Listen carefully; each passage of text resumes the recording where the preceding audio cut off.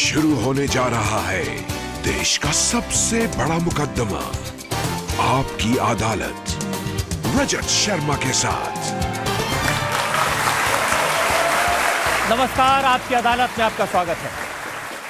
आपकी अदालत में आज पेश करेंगे एक ऐसे नेता को जो राजनीति में थोड़ा देर से आए, लेकिन उन्होंने अपनी जगह बनाई, उन्होंने अपनी शर्तों पर अपनी सरकार चलाई, लोगों का दिल जीता। प्लीज वेलकम हरियाणा के मुख्यमंत्री मनोहर लाल खट्टर।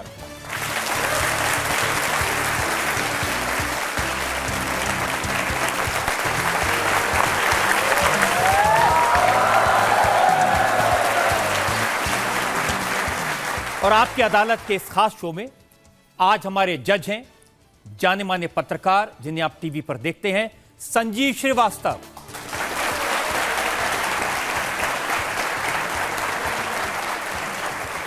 और इससे पहले कि आज का मुकदमा शुरू करें, इल्जामात और सवालात का सिलसिला शुरू करें, आज के जज संजीव श्रीवास्तव की इजाजत चाहेंगे आज की कार्रवाई शुरू करने के लिए। कार्रवाई शुरू की जाए। और इससे पहले कि मैं पहला इल्जाम लगाऊं हरियाणा के मुख्यमंत्री पर, एक नजर मनोहर लाल खट्टर के पॉलिटिकल करियर पर।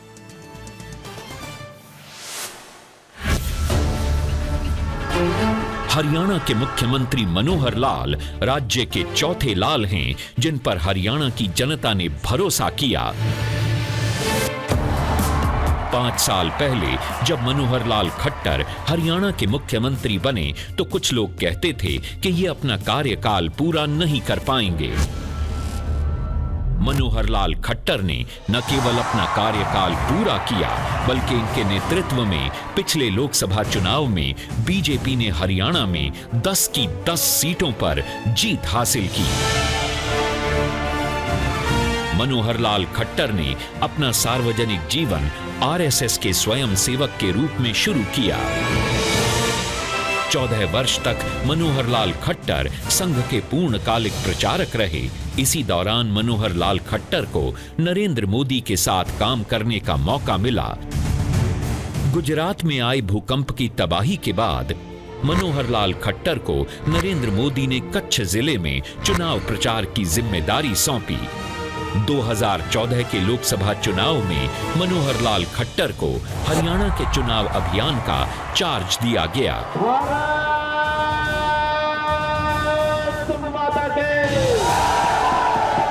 फिर करनाल से विधानसभा जीतकर मनोहर लाल खट्टर हरियाणा के मुख्यमंत्री बने। अब मनोहर लाल खट्टर के सामने एक बार फिर हरियाणा का चुनाव जीतने की चुनौती है। आपकी अदालत में मनोहर लाल खट्टर अपनी पैरवी खुद करेंगे।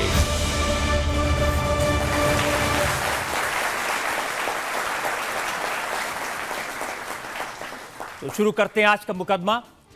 आपकी अदालत में पहला इल्जाम हरियाणा के मुख्यमंत्री मनोहर लाल खट्टर। आपकी अदालत में हरियाणा के मुख्यमंत्री मनोहर लाल खट्टर पर इल्जाम है कि ये एक्सीडेंटल चीफ मिनिस्टर हैं। हरियाणा की राजनीति में 3 लाल थे जिनका डोमिनेशन रहा, देवीलाल, बंसीलाल, भजनलाल, और उसके बाद उनके लाल। अब लोग पूछते हैं 5 साल से ये नए लाल कहां से आ गए, न इनकी आगे लाल न पीछे लाल।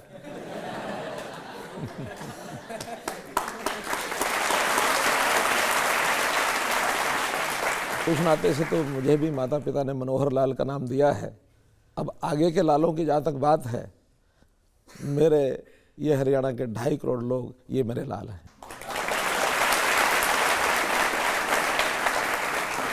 जब आप मुख्यमंत्री बने थे तो कहते थे ये सरकार चला नहीं पाएंगे, पहली बार एमएलए बने, सीधे मुख्यमंत्री बन गए।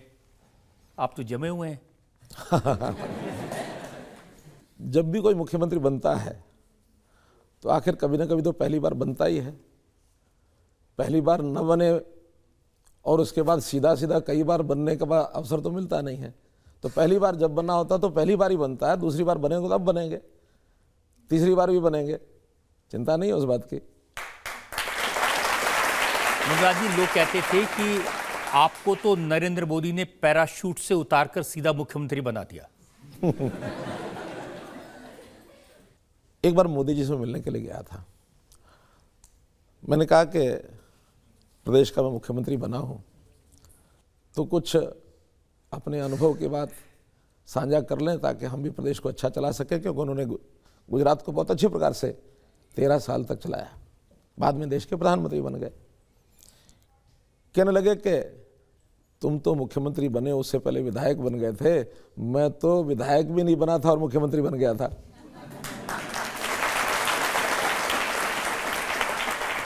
लेकिन लगातार सन 1980 से 2014 तक 34 साल हरियाणा के गांव-गांव में, शहरों में निरंतर मैंने भ्रमण किया। संघ के प्रचारक के नाते जितना भ्रमण कोई व्यक्ति कर सकता है, मुझे नहीं लगता कि किसी और व्यक्ति को ऐसा अवसर मिलता होगा। ये आप सारी बातें बता रहे हैं, असली बात नहीं बता रहे। मैं उसी मोदी जी से इतनी निकटता कैसे हो? वही आ रहा हूँ।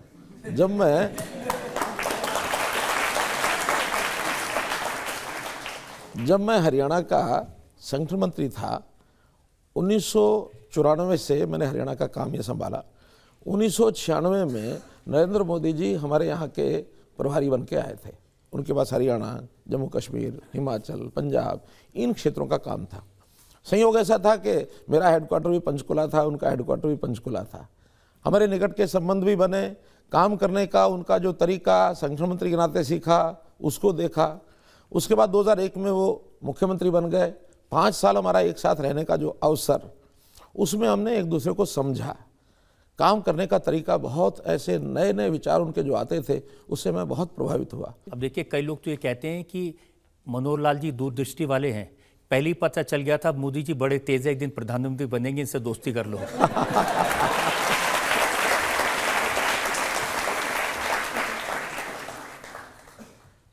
मोदी जी की ये दूरदृष्टि है। हम सब की दूरदृष्टि हो जाए अच्छी बात है, लेकिन दूरदृष्टि उनकी है। उनको पता है कि मुझे किससे क्या काम लेना है, और काम लेने के नाते से बहुत बड़ी टीम, जब उन्होंने संगठन का काम किया तब उन्होंने उनसे काम लिया, जब उन्होंने गुजरात में मुख्यमंत्री का काम लिया 13 साल, तब उन्होंने काम किया। अब देश भर में काम जब कर रहे हैं तो कितने ही लोगों को उन्होंने पहचाना होगा। मनोहर लाल उसमें से एक हो सकता है, लेकिन उनकी दूरदृष्टि के सामने मुझे आज तक ऐसा व्यक्ति नहीं मिला जो इतनी दूरदृष्टि वाला व्यक्ति हो। लेकिन कभी आपने सोचा था कि मुख्यमंत्री बनेंगे आप हरियाणा के? कभी का विचार नहीं आया कि देश में या प्रदेश में कभी राजनीतिक कामों के नाते मुझे आगे बढ़ना होगा और किसी एक प्रदेश का मुख्यमंत्री, कभी जीवन में सोचा भी नहीं था और कोई ऐसी बड़ी आकांक्षा भी नहीं थी। एक ही बात मन में थी कि अगर करना है तो देश समाज के लिए करना है। अपने अपने लिए तो सब करते हैं, सब अपना परिवार, उनके साथ मिलना जुलना। ऐसा नहीं है कि मैं परिवार बनाने के खिलाफ हूँ, परिवार भी होने ही चाहिए, लेकिन एक सीमाएं बन जाती हैं परिवार वाले व्यक्ति की कि वो डबल जिम्मेदारी उसकी हो जाती है। कभी नहीं लगता कि अगर शादी कर ली होती, परिवार होता तो अच्छा होता?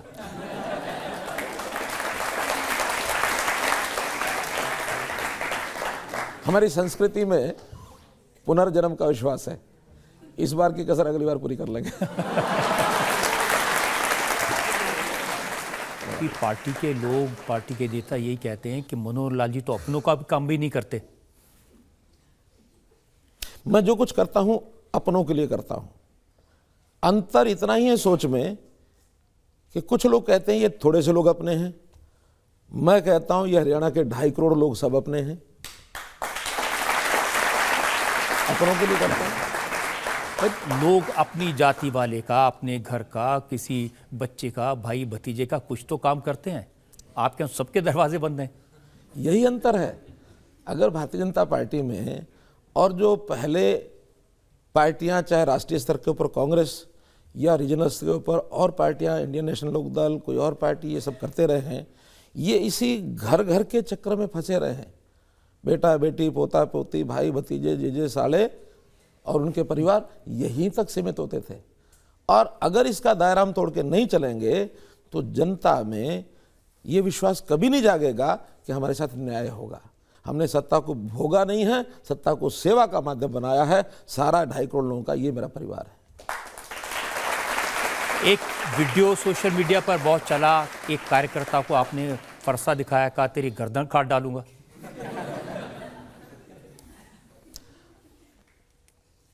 एक ऐसी घटना हुई, नहीं हुई ऐसा मैं नहीं कहता, और वो ऐसी अकस्मात घटना हुई कि मुझे उस घटना का गुस्सा आया। गुस्सा नहीं आना चाहिए, लेकिन गुस्से का भी अपना एक संदर्भ होता है, और उस संदर्भ को मैं थोड़ा सा एक ऐतिहासिक पृष्ठभूमि में जाऊंगा। एक फिलोसफर हुए हैं अरिस्टोटल, उन्होंने गुस्से के ऊपर कुछ लिखा है।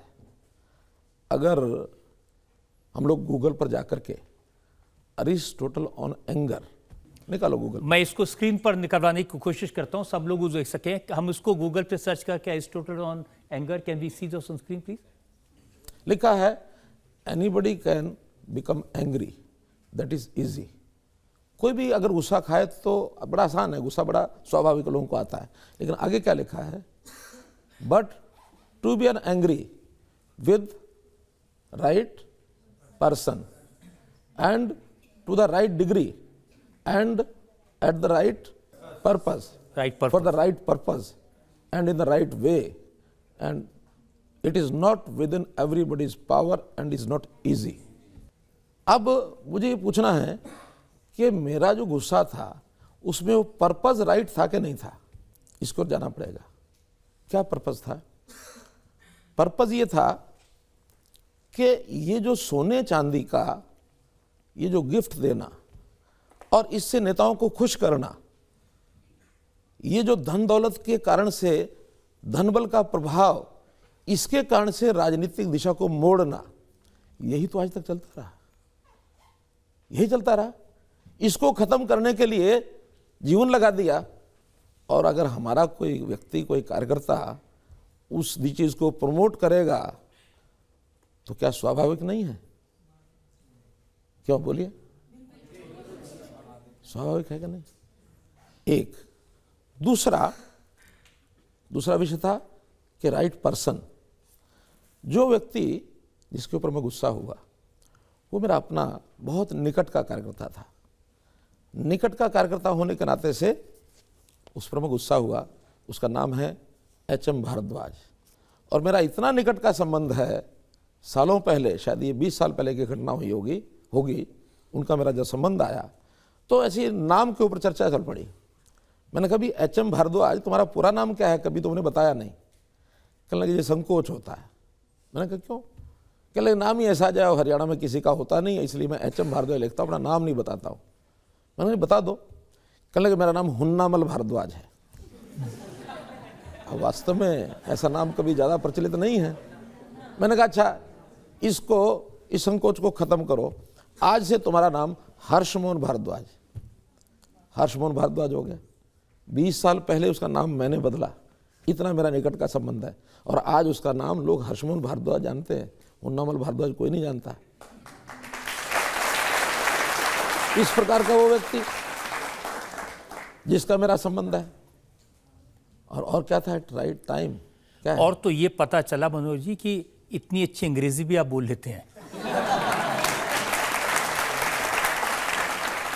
देखिए, अपने आप को एक्सप्रेस करने के लिए भाषा एक माध्यम होता है। मैं हिंदी भी बोल लेता हूँ, मैं पंजाबी भी बोल लेता हूँ, मैं अंग्रेजी भी बोल लेता हूँ। मैंने सुना है कि आप तमिलनाडु में पड़े तो वही बात मैं बताने वाला हूँ, आवश्यकता पड़े तो दूसरे प्रदेश की भाषा। एक बार मुझे मौका मिल गया, कुछ तमिलियन मित्र थे, कहने लगे जी हमने एक फंक्शन करना अपना, आप हमारे फंक्शन में आइए। मैंने कहा भाई हिंदी कितने लोग जानते हैं? कहने लगे कोई नहीं, इक्का दुक्का जानते होंगे। अंग्रेजी कि हाँ कुछ लोग जानते हैं। मैंने कहा तमिल सब जानते हैं। मैंने कहा अच्छा मैं कोशिश करता हूँ। मैंने वहाँ 5 मिनट का तमिल में भाषण दिया, और तमिल में भाषण देने के बाद they were so glad and were clapping like anything. अगर ये भी कोई ये भी अगर आप कभी देखो, आज भले मत देखना, बाद में देखना, मनोहर लाल खट्टर और आगे लिखना तमिल, वो तमिल का भाषण उसमें आ जाएगा यूट्यूब में। ये यूट्यूब पर लोड है। तो इस प्रकार से मुझे एक और मौका मिला। एक बार हमारे सरकारी दौरे के ऊपर जापान जाने का मौका मिला। हमने कहा भी यहाँ भी बोल सकता हूँ अंग्रेजी, नहीं वैसे नहीं बोलूँगा तो लिख के बोल दूँगा, लेकिन फिर भी अगर लिख के ही बोलना है तो वाई नॉट इन जापानीज। तो मैंने वहाँ 4 मिनट का जापानीज में भाषण दिया। And they became so connected. Japan के बारे में, जापानीज के बारे में कहा जाता है कि वो कभी ताली नहीं बजाते किसी के भाषण में, चुप करके सुनते हैं। लेकिन उस दिन उन्होंने खड़े होकर स्टैंडिंग ओवेशन दिया मुझे, स्टैंडिंग ओवेशन। और ये जो मारुति के सुजुकी, वो शायद कंपनी के सीईओ हैं, उन्होंने भाषण दिया खड़े होकर, कहने लगे मुझे 20 साल हो गए हरियाणा में जाते हुए, today even I can't utter a word of Haryanvi, but this fellow chief minister of Haryana he has started speaking in Japanese. अभी प्रधानमंत्री जी के रशिया दौरे से पहले प्रधानमंत्री जी ने हमको 5 मिनट चीफ मिनिस्टर्स को भेजा था कि जाओ पहले से वहाँ कुछ वातावरण बना के आओ। रशिया में गए थे अभी, तो वहाँ जाकर के रशियन सीखने का एक, यहाँ इंडिया से ही रशिया हिंदी में पीएचडी करके एक लड़की गई थी, वो ट्रांसलेटर बन के आई। कहने लगी जी आप हिंदी या इंग्लिश में बोलना, मैं ट्रांसलेट कर दूंगी रशियन में। अगले दिन जो पास बैठी थी, मैं कहा you need not to worry about, आप आराम से बैठो। मैंने अपना 5-6 मिनट का, 5 ही मिनट मिलते हैं वहाँ बोलने के लिए, 6 मिनट का भाषण रशियन में बोल करके और उनको सारी बातें बता दी अपनी। तो this is my hobby, to learn anything from anybody which I can. देखिए, आप तो सीखने की बातें बता रहे हैं, जो आपके विरोधी हैं वो क्या कहते हैं? जिस समय हरियाणा में क्लर्क्स के एग्ज़ाम हुए, उसके बाद, और उसमें इतना मुश्किल पेपर आया, तो सुरजेवाला ने कहा अगर चीफ मिनिस्टर क्लर्क की परीक्षा पास कर लें तो मैं राजनीति से संन्यास ले लूँगा।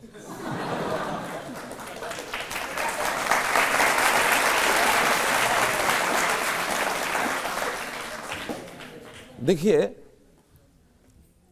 मुझे क्लर्क बनने की आवश्यकता नहीं है। मैं अपने प्रदेश का सेवादार हूं, चौकीदार हूं। हम अपने प्रदेश की सेवा करना चाहते हैं। पढ़ाई लिखाई में हम इनसे पीछे, ऐसा नहीं है। वो भी कितने पढ़े लिखे हैं उनका पता है। वो अपने सारे गणित में फेल हो चुके हैं। उन्होंने गणित लगाया कि मैं भारतीय जनता पार्टी से, हरियाणा से भारतीय जनता पार्टी को उखाड़ के फेंकूंगा। मन में आ जाता, आ गया होगा। तो उसके लिए प्लान बनाई कि जींद में बाय इलेक्शन हो रहा है और यहां बिल्कुल जीरो कर दूंगा भाजपा को। विधायक हैं कैथल से। आज ये पहला उदाहरण है इस देश का कि कोई एक विधायक किसी विधानसभा के बाय इलेक्शन में चुनाव में उतर जाए। बहुत मुश्किल से जमानत बचाते बचाते 1000 वोट्स कसर रह गई, सिर्फ 1000 वोट की। 20,000 वोट लिए और भाग निकले, दौड़ निकले। जिनके बारे में ये था कि वो केंद्र में कांग्रेस के बड़े सूत्रधार हैं और राहुल बाबा के दाएं हाथ हैं।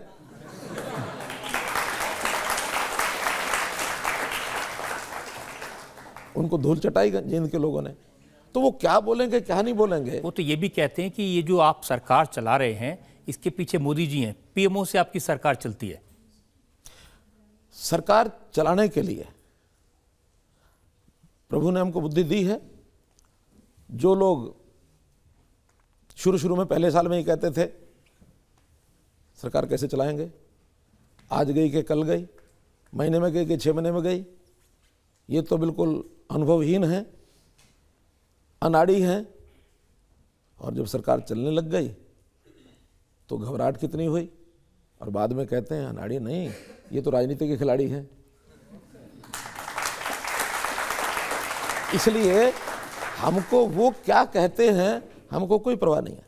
आज उनको लगता है कि मनोहर लाल, हरियाणा की जनता, हमारी सरकार, हमारे विधायक 75+, ये सब कुछ उनको दिखने लग गया।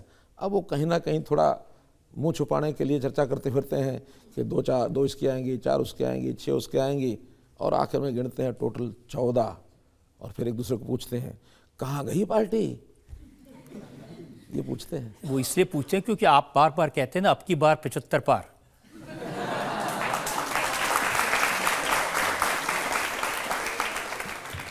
मैं ऐसे ही नहीं कहता, मैं बिल्कुल तथ्यों के ऊपर आधारित होकर कहता हूं। अभी अभी लोकसभा के चुनाव हुए, लोकसभा के चुनाव में 90 जो असेंबली सेगमेंट्स हैं, भारतीय जनता पार्टी को लीड कितने पर मिली? आपका पास आंकड़ा तो होगा, 79। लोकसभा के चुनाव में 79 पर लीड मिली, तो हमने 75 पार कह दिया, तो 79 तो 75 पार होता ही है। आपकी अदालत में अगला इल्जाम। आपकी अदालत में हरियाणा के मुख्यमंत्री मनोहर लाल खट्टर पर इल्जाम है कि ये विवादित बयान देते हैं। हर थोड़े दिन में कोई ऐसा स्टेटमेंट आता है जिससे आप पूरे कंट्रोवर्सी में घिर जाते हैं। देखिए, अक्टूबर 16, 2015 आपने कहा गाय आस्था का विषय है, अगर मुसलमान गौमांस खाना छोड़ सकते हैं तो वो देश में रह सकते हैं। देखिए, इसमें आधी बात ठीक है, आधी गलत है।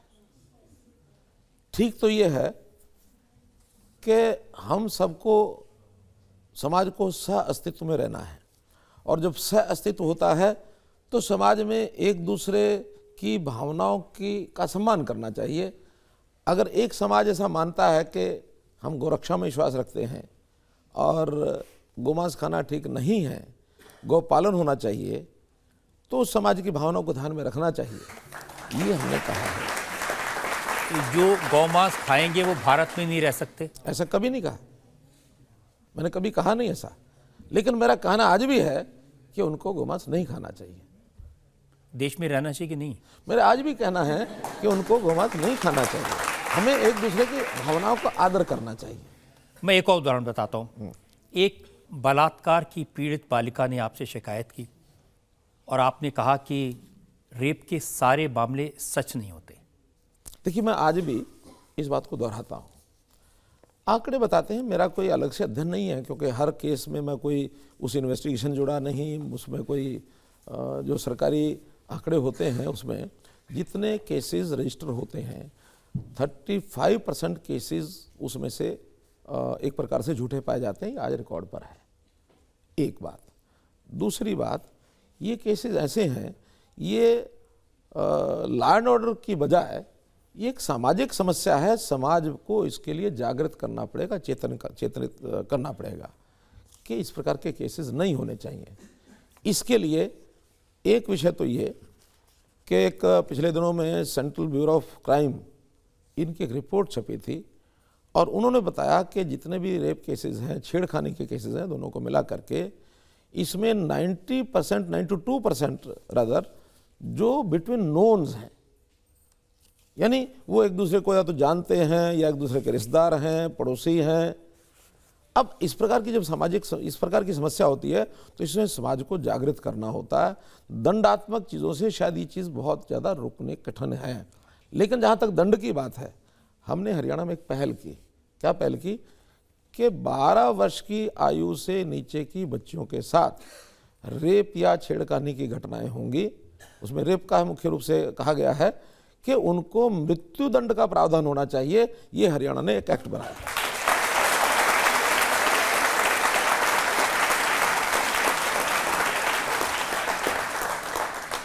और एक ऐसा संयोग ऐसा है, ठीक 6 महीने के बाद इस एक्ट को सेंट्रल कैबिनेट ने मंजूर किया और पार्लियामेंट में पास किया। आज ये एक्ट सारे देश भर में लागू। एक बात आपको यह कहना चाहता हूं कि हरियाणा की जो हमारी लड़कियां हैं, इन्होंने स्पोर्ट्स में, ओलंपिक में, कॉमनवेल्थ गेम में मेडल जीते, इतना नाम किया।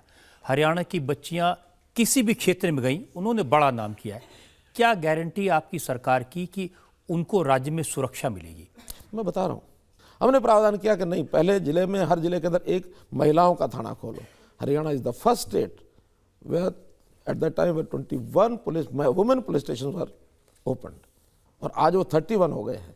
तो हरियाणा में महिला स्टेशन में, महिला पुलिस स्टेशन के अंदर सब भर्ती महिलाओं की, SHO भी महिला, जीप ड्राइवर भी महिला, कांस्टेबल भी महिला, वहाँ अब ये महिलाएं जा करके अपना सब बातें बताती हैं। हमने कहा खुल के कहिए, अब ना सही है, अब सहने की जरूरत नहीं है, खुल के कहो जाए। तो महिलाओं को सचेत करने के लिए, महिलाओं के इस प्रकार से अवेयरनेस पैदा करने के लिए या उनको साधन उपलब्ध कराने के लिए हमने एक ऐप बनाई, दुर्गा ऐप। दुर्गा ऐप के माध्यम से आज किसी भी बच्ची के साथ, महिला के साथ कोई भी बात होती है तो महिला वो दुर्गा ऐप दबाती है, विद इन शॉर्टेस्ट टाइम। अब वो कितनी दूर पुलिस की वैन है, मोबाइल है, वो 10 मिनट, 5 मिनट, 15 मिनट में, 2 मिनट में वहाँ पहुँच जाती है और उनको, महिलाओं को सुरक्षा मिलती है। हमने बहुत ऐसे कार्यक्रम बनाए, महिलाओं को आत्मरक्षा की दृष्टि से ट्रेंड भी किया जा रहा है, लेकिन एक लंबा प्रोसेस है। मैंने कहा कि इन सब बातों को करते हुए भी एक काम, वो हमको अवेयरनेस, जनता, जन जागरण ये करना पड़ेगा। अगर समाज के अंदर प्रतिष्ठा बन गई, महिलाओं को की जागृति, महिलाओं की रक्षा सुरक्षा उससे ज़्यादा होगी। आज हमारे महिलाओं की चिंता तो सब करते हैं, हमने कहा परिवारों में लड़कों की भी चिंता करो कि हमारा लड़का देर से आया तो क्यों आया देर से। लड़की की चिंता तो सब कर लेते हैं, अगर लड़के भी काबू में आ जाएंगे, लड़कियां भी काबू में आ जाएंगी तो ये जो मनचले युवक हैं, लड़के नहीं काबू में आते आसानी से। आ जाएंगे। हम कर रहे हैं उनका भी हिसाब किताब। एक हम पावर लाइन फॉर वुमेन अगली हमारी योजना में आ रहा है, power line for women Uttar Pradesh में शुरू किया, अच्छे परिणाम है उसके, हम हरियाणा में उसको लागू करेंगे। आपने बताया कि महिलाओं के लिए क्या क्या किया, लेकिन राहुल गांधी तो कहते हैं कि हरियाणा के मुख्यमंत्री महिलाओं को पुरुषों की संपत्ति समझते हैं। कहाँ से लाए वो स्टेटमेंट, हमको पता नहीं। मैं बताता हूँ कहाँ से लाए। हाँ, बताइए। उन्होंने ट्वीट किया,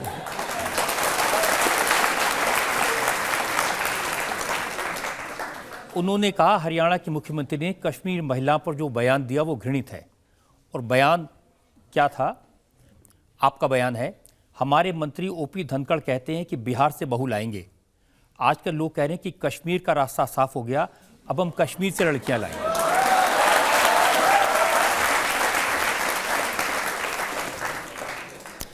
एक भाषण में एक संदर्भ आया और वो आया जेंडर रेशो का। उसमें से एक छोटी सी बात को पकड़ करके और राई का पहाड़ बना दिया। मैं चाहूंगा कि अगर मेरा पूरा बयान दिखा दिया जाए, वो है मेरे पास में पूरा बयान, तो पूरा बयान मुझे दिखा दीजिए और शुरू से आखिर तक वीडियो प्लीज वो बयान दिखाइए मुझे, और फिर हमारे ऑडियंस में सब लोग बैठेंगे, ये बताएंगे वो ठीक है कि गलत है। नाम बदनाम था कि ये बेटियों को मारने वाला प्रदेश है, लेकिन हमने अभियान चलाया जो जेंडर रेशो, लड़कियों की संख्या 1000 लड़कों के पीछे 850 थी, अब 1000 लड़कों के पीछे वही लड़कियों की संख्या 933 हो गई। मतलब 933, 850 से 933 हो गई। ये बहुत बड़ा काम, ये समाज परिवर्तन का काम है। आखिर बुजुर्ग लोग, नौजवान लोग, कोई भी व्यक्ति इस बात को समझेगा तो आने वाले समय में ये संकट खड़ा हो सकता है, लड़कियां कम हो, लड़के ज्यादा हो जाए। तो हमारे धनखड़ जी ने कहा था कि हाथ से गाड़ी पड़ेगी, अब कुछ लोग कहने लगे हम तो कश्मीर खुल गया, वहां से जाएंगे। मजाक की बातें अलग है, लेकिन समाज में एक रेशो ठीक होगी तो संतुलन ठीक बैठेगा। इसके आगे भी आधी लाइन है। मैंने कहा कि ये मजाक में लोग ऐसी चर्चाएं करते हैं, ये मजाक ठीक नहीं है। उन दिनों में सोशल मीडिया पर, वायरल पर ये खबरें वबरें हो रही थी, मतलब वो मजाक की बातें चल रही थी। पता नहीं क्या क्या लोग मजाक में डाल देते हैं, कुछ एक दूसरे को टीज करने के भी डालते हैं, कोई कुछ डालता है, कुछ डालता है। मेरी कही बात नहीं है। हाँ, धनखड़ जी ने एक बार आज से 2 साल पहले ये जरूर कहा था, वो भी इसी संदर्भ में था कि हमारे यहाँ बेटियाँ कम हैं, लड़के ज़्यादा हैं। बहुत से लोग बिहार से भी लड़कियों को लाते हैं, शादियाँ करते हैं, और ये और प्रांतों की भी समस्या है। कहीं नेपाल से शादी करके लाते हैं, कहीं बिहार से लाते हैं, कहीं और। यानी समस्या जो मूल है वो जेंडर रेशो को नज़दीक लाना। 1000 के 1000 नहीं होगी तो 950 से 1000 हो जाएगी, तब भी हम इस 5% के अंतर को कर सकते हैं। सामान्यतः समाज के अंदर प्रथा होती है, लड़का 2-3 साल बड़ा होता है, लड़की 2-3 साल छोटी होती है, एक परंपरा पिछली चली आ रही है। वो 5% तो उसमें भी कवर हो जाएगा। अब ये मत कह देना कि मेरे जैसे लोग कवर कर लेंगे। क्योंकि लोग सोचते ना कि ये लड़का लड़की, शादी, प्यार, मोहब्बत, ये बातें मनोहर लाल जी क्या जाने।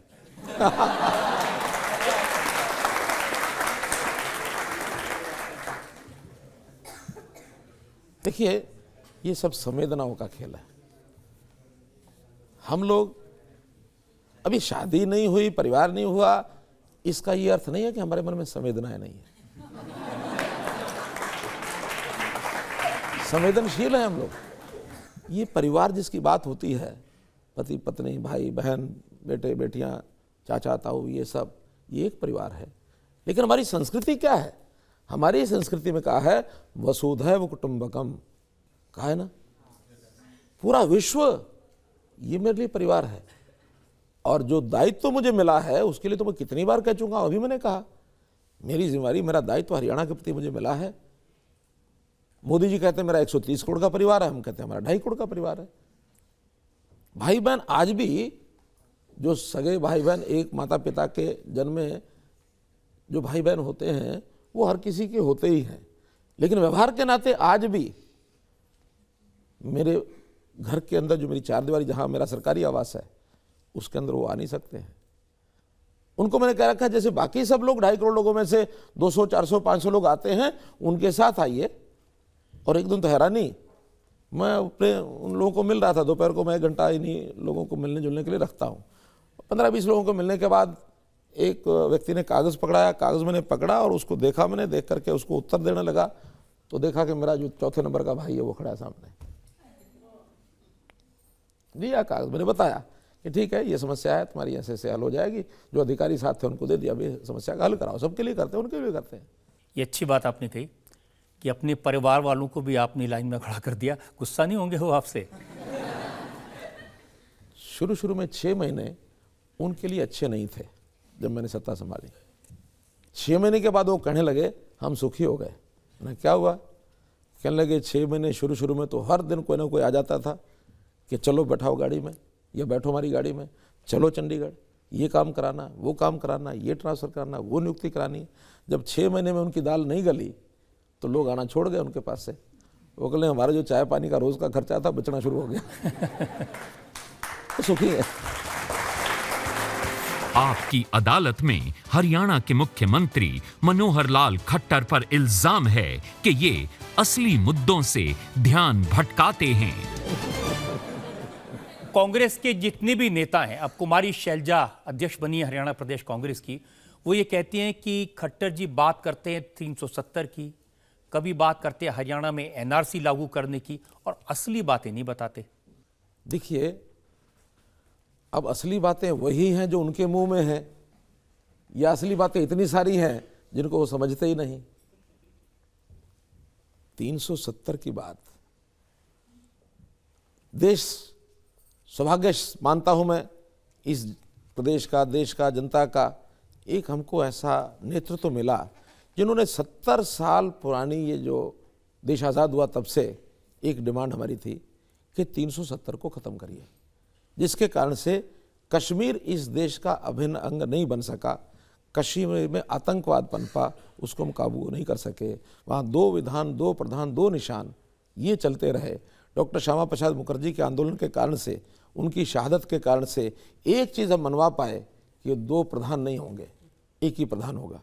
लेकिन 2 निशान और 2 विधान आज भी थे वहाँ। हमारे देश का पार्लियामेंट का कोई कानून वहाँ लागू नहीं हो सकता था जब तक उनकी विधानसभा उसको लागू ना करे। अब ये सारी चीज़ें करते करते समय बदला। प्रधानमंत्री नरेंद्र मोदी जी, अमित शाह जी गृह मंत्री, भारतीय जनता पार्टी की सरकार 370 को हटा दिया। ये कांग्रेस के लोग चिपके रहे कि नहीं 370 रहना चाहिए, 370 रहना चाहिए। जिस दिन हटाया, भूपेंद्र सिंह हुड्डा का बहुत बड़ा बयान कि मैं सहमत हूं कि 370 हटना चाहिए। अरे आज तक सोए हुए थे क्या? आज जब हट गया या उसका प्रभाव समाप्त हो गया, आज आप कहते हो बहती गंगा में मैं भी हाथ धो लूं, क्योंकि जनता तो इस हक में है कि 370 हटना चाहिए। अब ये विषय क्या उनके लिए विषय नहीं है? आज भी वो कहला दें, अब तो मुख्य धारा में आ गए भूपेंद्र सिंह हुड्डा, पहले उस समय तो नहीं थे। उस समय तो हो सकता है उन्होंने अपना दबाव बनाने के लिए कह दिया हो, आज वो मुख्य धारा में आ गए हैं। आज जरा कांग्रेस के नेतृत्व को कहें कि हम सहमत हैं कि 370 खत्म पहले होनी चाहिए थी, आज भी खत्म होगी, तुम स्वागत करते हैं, वो कह दें। मैं कहूँगा ये विषय नहीं है। दूसरा विषय आपने कहा एनआरसी का। एनआरसी, ये मुद्दा भी मैंने नहीं उठाया। बहुत सहज संपर्क अभियान में मैं, हमारे मित्र हैं, जज हैं, रिटायर्ड जज हैं, उनको मिलने के लिए गया था। मीडिया ने पूछा कि आप इनके साथ मिलने के लिए आए हो, क्या बात हुई है? मैंने कहा बहुत अच्छे आदमी, हरियाणा के हित में हमेशा काम करेंगे। आगे उन्होंने आश्वासन दिलाया है कि मेरे लायक कोई सेवा हो तो बताइए। और अभी तो इन्होंने मुझे जो बताया है कि मैं कुछ दिन के लिए आसाम जा रहा हूँ, एनआरसी के ऊपर 2 जजेस की कमेटी बना के हम अध्ययन करने के लिए जा रहे हैं। इतना परिचय मैंने उनको कराया। मीडिया ने कहा तो क्या एनआरसी आप भी हरियाणा में लागू करेंगे? हमने कहा मेरी पार्टी की नीति है कि एनआरसी सारे देश में लागू होनी चाहिए, हरियाणा में भी करेंगे। अब इतना कहने के बाद कभी एक लाइन बोली नहीं और इन्होंने इशू बना दिया, विषय आप तक पहुंचा दिया। देखिए वो कहते हैं कि हरियाणा में, मैं एनआरसी की बात अब कर रहा हूं क्योंकि आपने पूछ लिया दोबारा से। उस समय मीडिया के आदमी ने पूछा था, आज भी आप पूछ रहे हैं, मैं फिर बता रहा हूं। कह रहे हैं कि शरारत मीडिया की है? नहीं, शरारत तो उनकी है, वो सहज भाव से उन्होंने पूछ लिया। वो क्या कहते हैं? वो कहते हैं हरियाणा में सबसे बड़ा सवाल है बेरोजगारी का। उन्होंने नारा दिया प्रदेश में बेरोजगारी 29% पार, न बेरोजगारी भत्ता, न रोटी, न रोजगार। इनके समय में आज की तरह जो पारदर्शी व्यवस्था हमने बनाई है सिस्टम्स की, बिल्कुल नहीं थी। कोई भी सरकार काम करती थी तो सरकार और उस व्यक्ति का जिसका काम होता था उसके बीच में एक व्यक्ति होता था, सफ़ेद कुर्ते पजामे पहन के मांड लगा के चलता था और वो कहता था मैं आपका काम करा के देता हूँ, जिसको कहते हैं एजेंट, कमीशन, दलाली, बिचौलिया। हमने आने के बाद सारे सिस्टम सुधार दिए और सिस्टम सुधारने के बाद इन सब बिचौलियों के सफ़ेद कुर्ते पजामे खूंटी पर टंगवा दिए। अब चूंकि वो सब बेरोजगार हो गए, जब सब बेरोजगार हो गए तो वो अपने नेताओं को जा कहते बेरोजगार हो गए हम, तो उनके दिमाग में फतूर घुस गया, बेरोजगारी बेरोजगारी बेरोजगारी बेरोजगारी। अब इन्होंने शुरू किया शरारतें। 2017 तक तो उनको आभास नहीं था। CMIE जिसकी ये रिपोर्ट 28 की बता रहे हैं, CMIE के जो हेड हैं उनका नाम है मिस्टर अजय शाह। और अजय शाह कौन है? 6 महीने पहले, 5 महीने पहले जब लोकसभा के चुनाव हुए, उस लोकसभा के चुनाव में जो मैनिफेस्टो कमेटी थी सेंट्रल ऑल इंडिया कांग्रेस की, उसके ये मेंबर थे, उसके मेंबर थे। और उसके नाते से जो उस मेंबर का यानी उस मैनिफेस्टो कमेटी का मेंबर होगा और वो किसी मैगजीन को या किसी संस्था को हेड करेगा, उसका टारगेट क्या है? उसका टारगेट इस समय चूंकि चुनाव हरियाणा में और महाराष्ट्र में है, आज वो हरियाणा में और महाराष्ट्र में तो बेरोजगारी दिखा रहे हैं, बाकी देश के किसी प्रांत में नहीं दिखा रहे। अगर ये बेरोजगारी हरियाणा में इतनी होती तो हमको कम से कम पता होता। हमारे यहाँ इस प्रकार की बेरोजगारी कहीं नहीं है। नहीं, क्या ये सच नहीं है कि बहुत सारी इंडस्ट्रीज रेवाड़ी में, मानेसर में, फरीदाबाद में, सोनीपत में बंद हो रही हैं? ऐसा है कि इंडस्ट्रीज के नाम पर एक इंडस्ट्री चलती थी जिसका नाम है BBC इंडस्ट्री। सुना कभी नाम? पहली बार सुन रहा हूँ BBC इंडस्ट्री। BBC इंडस्ट्री, बदलियां, भर्तियां और CLU, ये हरियाणा में BBC की इंडस्ट्री चलती थी। बदलियों में पैसे खाना, भर्तियों में पैसे खाना और CLU में पैसे खाना। अब बदलियों की भर्ती बंद, यानी इंडस्ट्री बंद, भर्तियों की इंडस्ट्री बंद, CLU की इंडस्ट्री बंद, इनको लगता सारी इंडस्ट्री बंद हो गई। देखिए वो कहते हैं हरियाणा में बोर्ड लगाए 75 पार। ये प्याज, पेट्रोल और दाल के भाव हैं, अब डॉलर भी 75 पार जाने को तैयार। ऐसी है मनोहर लाल की सरकार। अब ये जिस समय की बातें करते हैं उस समय प्याज को महंगा करके और लोगों की आंखों में आंसू लाना और फिर उस चीज़ को अपने आप घुमा करके और सरकारों का उल्टा पलटा करने का ये खेल खेलते रहे। हमारे यहाँ प्याज कमी हुई, अब वो चुनाव के दिनों में ही कमी होती है, हम लोग समझ सकते हैं। प्याज तो हर साल पैदा होता है, हर साल हम खाते हैं, लेकिन चुनाव आते हैं उससे 2 महीने पहले महंगे हो जाते हैं। अब उसमें सरकार का कितना रोल होता है ये आपको भी समझ है, हमको भी समझ है, लेकिन फिर भी हमारे पास जो गोदामों में प्याज है उसको हमने राशन डिपो पर देना शुरू कर दिया। हमने उसको 28 से 29 रुपये का रेट लगा करके और ये कहा कि हर दुकान, हर डिपो के ऊपर परिवार को ये प्याज मिलेगा। अपना सप्ताह में जाइए, एक बार प्याज लेके आइए। आज हरियाणा में कहीं कोई प्याज की समस्या नहीं है, सबको सरकारी डिपो पर प्याज मिल रहा है। मैं जनता में से लोग जो सवाल पूछना चाहते हैं। जी हाँ सर, आपने ये स्टेटमेंट दिया कि जिन भी लड़कियों के साथ जो जिनकी एज 12 से कम है, यदि उनके साथ रेप अटेम्प्ट होता है तो उस पर मृत्युदंड का प्रावधान है। तो सर आपको ये नहीं लगता कि क्राइम जब एक है तो सज़ा भी सबको एक ही मिलनी चाहिए? सर आपको ये नहीं लगता कि आर्टिकल 14 राइट टू इक्वालिटी का ये वायलेशन है और हर लड़की जिसके साथ भी ये क्राइम होता है उसको सख्त से सख्त सज़ा मिलनी चाहिए।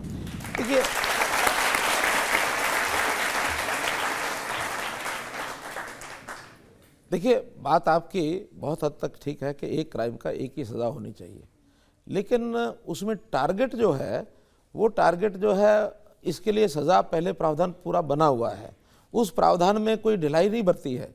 पहले से भी रेप के खिलाफ, रेप का जो इस प्रकार के अटेम्प्ट होते हैं या रेप होता है तो उसमें सज़ा के प्रावधान पहले से हैं, लेकिन चूँकि छोटी बच्चियाँ वो कई बार जल्दी प्रे बन जाती हैं ऐसे कल्प्रेट्स की, तो उनको तो ज़रूर बचाया जाए और उसके बाद जो प्रावधान पहले चल रहे हैं उसमें कोई ढिलाई नहीं बरती है, इसके लिए थोड़ा सख्त किया गया है। आज कुछ चीज़ें ऐसी हैं कि जिसको मैं कहता हूं कि भाई अपनी आत्म सुरक्षा के लिए इसकी तैयारी हमारी बड़ी बेटियां वो थोड़ा कर सकती हैं, कहीं उसका संघर्ष करने का भी हमारा जो विषय होता है, या उन चीज़ों में कई गलत प्रावधान भी हो सकते हैं। छोटी बच्ची जिसको कहना चाहिए उसको बहुत समझ भी नहीं होती है, और वो मैं ये कह सकता हूँ कि कोई अगर रेप का होता तो उसमें छोटी बच्ची को बहुत बेकसूर माना जाता है।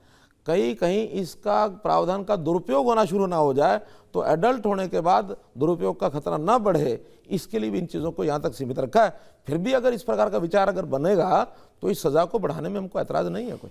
जो इस बच्ची ने बात की, आमतौर पर देश में ये समस्या आती है, और जिस तरह की हमारे देश में महिलाओं के प्रति क्राइम है, अपराध है, रेप के जिस तरह के केसेस होते हैं, मुझे लगता है आपको मोदी जी से बात करके ऐसा सख्त कानून बनाना चाहिए, ऐसा वातावरण बनाना चाहिए, कम से कम ये अपराध हमेशा के लिए बंद हो। निश्चित रूप से मैं इस बात को मानता हूँ कि इन चीज़ों को आगे बढ़ाना चाहिए। ये अपराध घिनौना अपराध है, इस अपराध के लिए कोई क्षमा नहीं।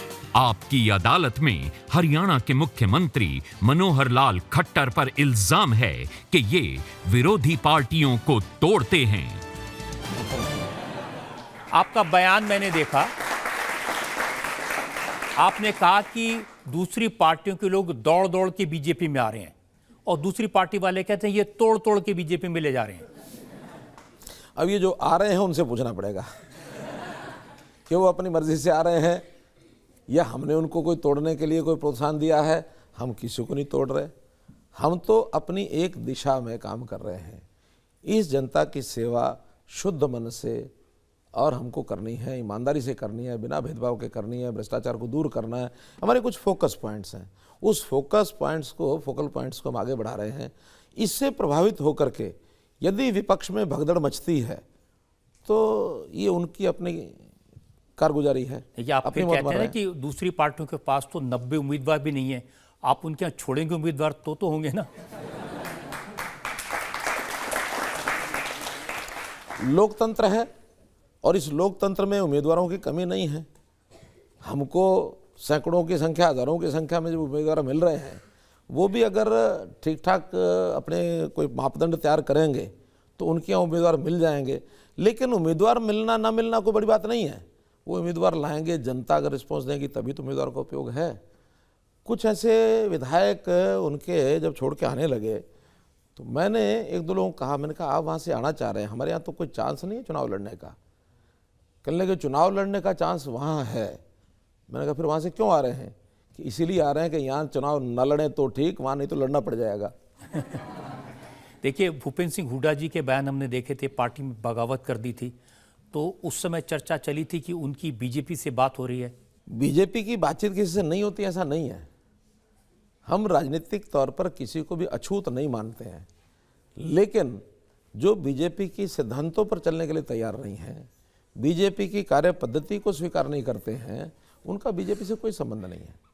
वो लोग जिस प्रकार से अपने मंसूबे पूरे करते रहे पहले, चाहे वो भ्रष्टाचार है, चाहे देश के बारे में सोच के विचार है, ऐसे व्यक्तियों को आप दूर रखेंगे तो ज़्यादा अच्छा। देखिए, उनकी पार्टी के लोग कह रहे हैं कि खट्टर जी से बात हो गई थी, उनके केसेस वापस ले लिए जाते और वो बीजेपी में आ जाते। मुझे कोई आवश्यकता ही नहीं ना इस प्रकार की, ना उनके केस वापस लेने की आवश्यकता, ना उनकी आवश्यकता। जब दोनों आवश्यकताएं नहीं है, वो कुछ भी कहेंगे जो उनको सूट करता है। हाँ, ये बात आपकी ठीक हो सकती है कि उन्होंने अपनी पार्टी पर दबाव बनाने के लिए कुछ भी कहा होगा, वो अपनी पार्टी का उनका मामला कह सकते हैं। अब वो वहाँ जम गए तो अशोक तंवर जी बाहर निकलने के लिए उत्साहित हैं। यही तो उनकी फितरत है, वो अपनी फितरत से खेल रहे हैं। और इनकी पार्टियां समाप्त क्यों हुई है? ये जो सत्ता के प्रति जिस प्रकार का उनका आकर्षण और महत्वाकांक्षा, हर आदमी वहाँ मैं मुख्यमंत्री बनूंगा, मैं मुख्यमंत्री बनूंगा। मुख्यमंत्री बनने में कोई दिक्कत नहीं है, आखिर मुख्यमंत्री की इच्छा किसी में भी हो सकती है। पिछली बार मेरे से पूछा गया कि भी आपके यहाँ कई दावेदार हैं मुख्यमंत्री पद के। मैंने कहा कितने हैं? तो कोई कहता 8, कोई कहता 9, कोई कहता 10। मैंने कहा मेरे हिसाब से तो ये कम है। क्या बात कर रहे हो, इतने लोग मुख्यमंत्री के दावेदार होंगे तो फिर कठिनाई आएगी। मैंने कहा मेरे पार्टी के अगर 90 विधायक जो चुनाव लड़ रहे हैं वो अपनी इच्छा व्यक्त कर दें कि मुझे मुख्यमंत्री बनना है, और उनके कार्यकर्ता, उनके समर्थक इस कारण से 2-5% वोट ज़्यादा दे जाए तो पार्टी को लाभ हो जाएगा।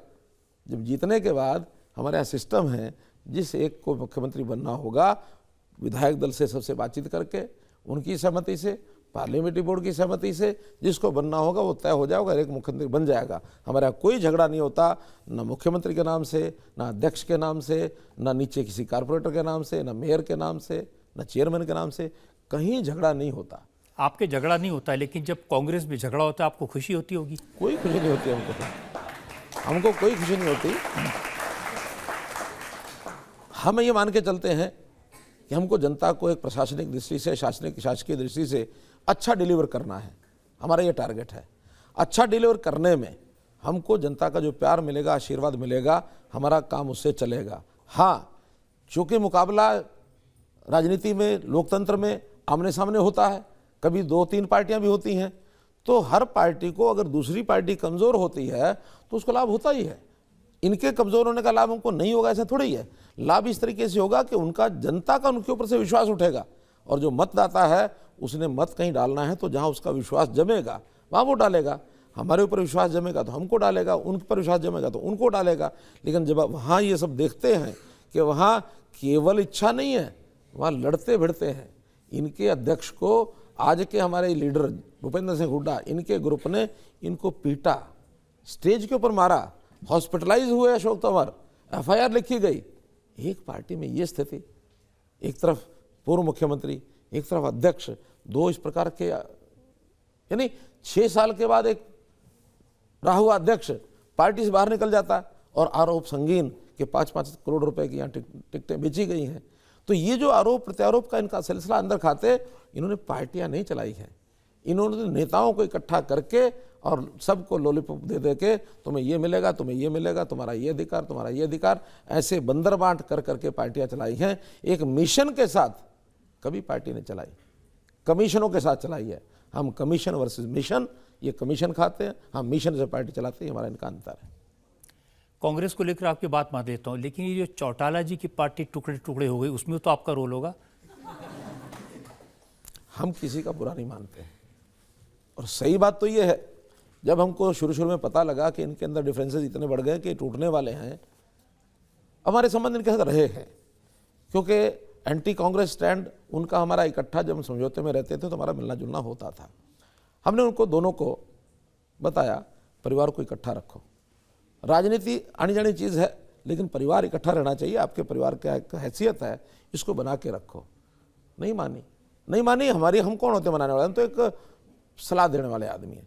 हम चाहते हैं कि इस प्रकार का नुकसान किसी का ना हो, लेकिन राजनीतिक तौर पर उनकी इतनी महत्वाकांक्षा है, और अंदर घर के अंदर की लड़ाई भगवान जाने क्या है, वही जाने। तो अब देखिए, चौटाला परिवार के लोग आपस में लड़ रहे हैं, कई पार्टियां बन गई, कांग्रेस के लोग अलग अलग लड़ रहे हैं, वहाँ भी पार्टी के टुकड़े हो गए, तो इस सब का फायदा तो आपको ही होगा।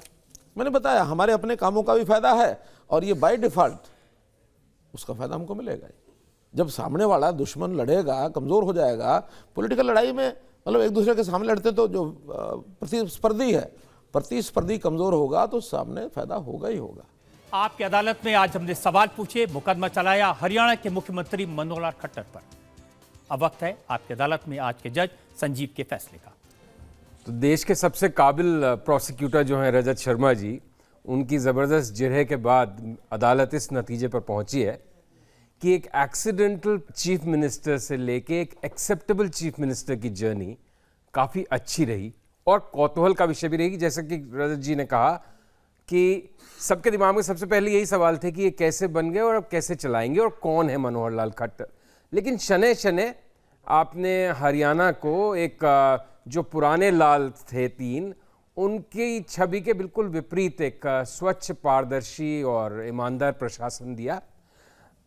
और अगली बार भी अगर जनता आपको मौका देती है तो ऐसा ही देंगे, अदालत आपको निर्देश देती है। और एक और निर्देश जो अदालत आपको देना चाहती है कि सार्वजनिक जीवन में आप हैं, एक बहुत कुछ परसेप्शन की भी दुनिया है, कैसा लोग लेते हैं। तो मनोहर लाल जी, अदालत आपको निर्देश देती है कि आप सार्वजनिक जीवन में, पब्लिक लाइफ में कुछ ऐसा लगता है कि कुछ तने तने से, कुछ खरे खरे से, कुछ रूखे रूखे से नजर आते हैं। तो हम चाहते हैं कि आप आगे ज़्यादा प्रफुल्लित, प्रसन्न, हंसमुख और स्माइलिंग भी लोगों को नजर आए, जो कि जैसे आप आज की कार्यवाही में दिखे। आपकी अदालत में आज का मुकदमा यहीं खत्म करते हैं। अगले हफ्ते आपसे मुलाकात होगी एक नई शख्सियत के साथ। तब तक के लिए नमस्कार।